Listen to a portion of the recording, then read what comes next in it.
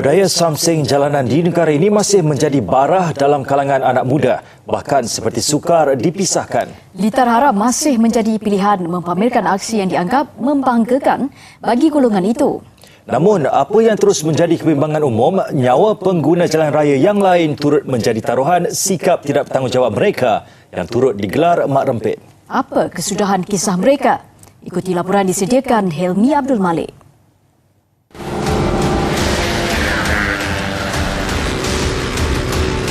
Soal risiko mungkin bukan faktor pertimbangan mereka. Kemalangan terbaru di sekitar Kelang Selangor menjadi bukti begitu mudahnya nyawa mereka melayang. Sikap pantang dicabar dan habuan menarik dalam kelompok itu menyebabkan aspek keselamatan diketepikan. Hakikatnya isu mak rempit bukanlah perkara baru atau mungkin sudah dianggap lapuk. Kami sendiri sering melaporkan isu ini dengan tujuan memberi kesedaran. Persoalannya, apakah pendekatan yang perlu diambil bagi mengekang budaya tidak bermoral ini? Cadangan mewujudkan litar khas pernah diutarakan sebelum ini. Namun ia hanya kekal sebagai cadangan.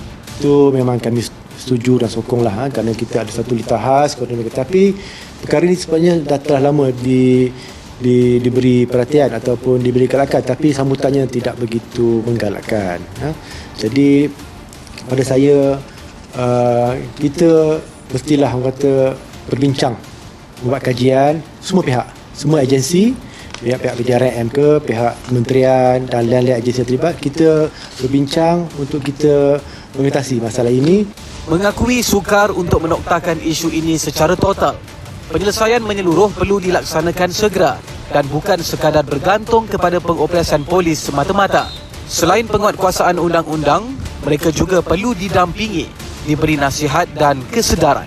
Dalam pada itu, kematian akibat kemalangan jalan raya juga sebenarnya terkait dengan faktor lain.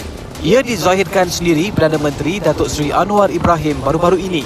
Jalan lurus tidak menjamin laluan yang selamat sekiranya wujud kecacatan di sana sini. Jadi tiada lampu jalan, jalan yang lurus. Sebenarnya ini adalah merupakan spot-spot yang memang mak rempit sukalah, jalan lurus ya.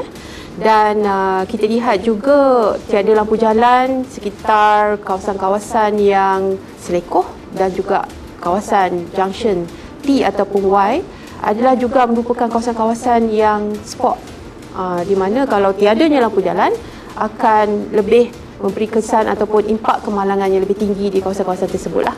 Angka ini mungkin terus meningkat jika tiada sebarang penyelesaian yang konkret. Sikap agresif mak rempit ada kalanya mengundang nyawa individu tidak bersalah menjadi korban. Alternatif tertentu perlu difikirkan kembali bagi memastikan minat mereka bertapak di platform yang sepatutnya. Pembinaan litar khusus kepada golongan itu dilihat langkah terbaik bagi golongan mak rempit agar tidak berlumba secara haram di jalan raya, selain ia dilihat mampu melahirkan bakat sukan permotoran mengikut saluran betul. Laporan Hilmi Abdul Malik, Buletin Utama TV3. Assalamualaikum warahmatullahi wabarakatuh. Pengguna motor secara berkelompok ini jelas kadang menimbulkan satu gangguan di masyarakat karena mereka menggunakan fasilitas umum untuk menunjukkan atraksi, kemudian menunjukkan kemampuan ataupun melakukan keonaran yang jelas-jelas merugikan masyarakat secara umum. Nah, di Malaysia ternyata ada kelompok-kelompok atau gangster-gangster motor seperti ini dengan istilah yaitu mat rempit. Jadi mat rempit ini adalah seseorang atau biasanya pemuda yang terlibat dalam kenakalan dan aktivitas ilegal seperti balap liar, aksi motor gila, kejahatan kecil dan gangguan umum menggunakan sepeda motor. Nah, kenapa mereka ini mengganggu? Ya karena mereka berkelompok. Ketika mereka berkelompok, maka mereka akan dengan berani ya melakukan hal-hal yang biasanya kalau secara personal itu tidak akan berani dilakukan. Nah, inilah yang terjadi. Dan geng-geng motor seperti ini ya sama dengan di negara kita di Indonesia. Jadi mereka pun mengganggu ya ketertiban lalu lintas. Jadi di Malaysia bukannya tidak ada ya kelompok-kelompok atau geng motor yang merugikan fasilitas umum, merugikan masyarakat secara umum juga. Karena bila terjadi musibah, terkadang sering melibatkan masyarakat umum di dalam musibah tersebut. Seperti misalkan terjadi tabrakan antara geng motor ini dengan kendaraan lain milik warga setempat. Inilah yang menjadi semacam kekhawatiran bagi kita semua ya dengan adanya geng motor seperti ini.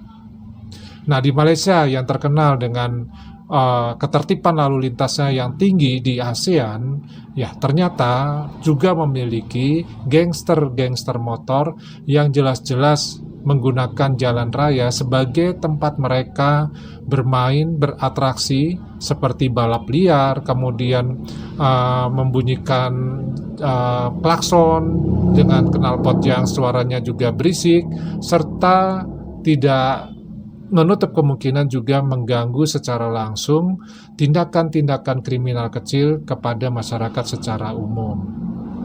Nah, bagaimana menurut teman-teman mengenai adanya geng motor di Malaysia? Daripada cukup dulu, kita ketemu di video yang lainnya.